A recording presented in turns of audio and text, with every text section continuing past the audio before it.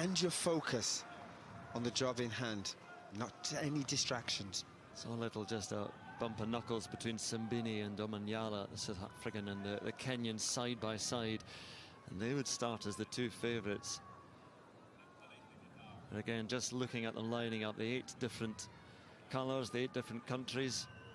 Azamati of Ghana on the inside, Abekun of Sri Lanka, Omanyala of Kenya, Simbini of South Africa, Essemi of Cameroon. Then you have Nathaniel Mitchell-Blake for England, Jeremiah Azu for Wales, and Rohan Browning for Australia. All adds to the nerves, adds to the tension. On your marks. But now we're ready.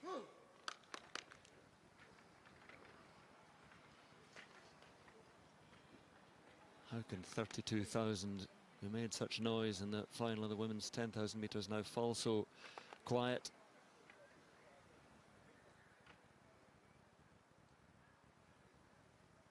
Azamati, Abekun, Omanyala, Simbini, Essemi, Mitchell-Blake, Azu and Browning for the final of the men's 100 metres.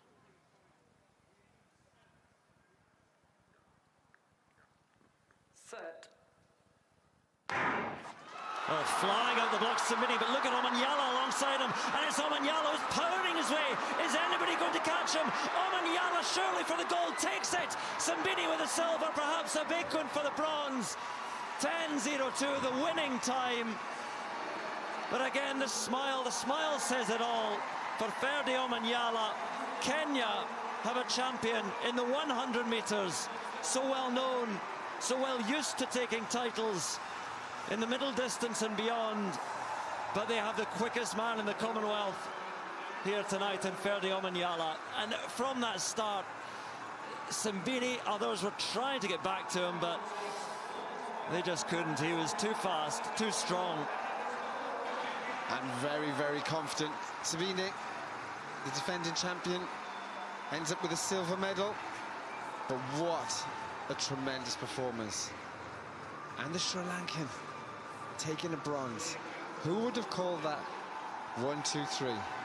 Well, I mean, we're talking about Kenya winning the first Commonwealth 100 metres golds. I mean, Sri Lanka, first time on the podium in 100 metres. So this is it's been a curious final indeed for lots of reasons. Nathaniel Mitchell-Blake and Jeremiah Azu just couldn't get into that race at all. They had threatened and promised so much with their performance in the semi-finals, but really Omanyala, again, look at him, he's a sprinter, and he's got the smile of a champion now as well. I love to see his celebrations.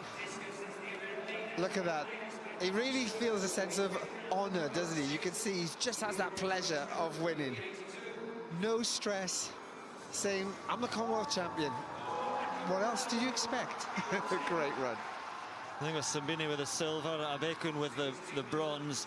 And just as we look at a couple of replays, the frustrating thing for Nathaniel Mitchell-Blake and Jeremiah Azu will be that, you know, the times they ran in the semi-finals, I know it doesn't always work out like that, but the times they ran in the semi-finals would have got them onto the, you know, the very edge of the podium. But Omanyala out and gone, and from this point, Michael Johnson, no one was catching him. No one's catching him. I mean, he's got a great start. He's very compact. Sometimes he gets a great start, sometimes he doesn't, but he's been pretty consistent this year with everything that has gone on with him. World Championships, getting in a couple of hours before that heat.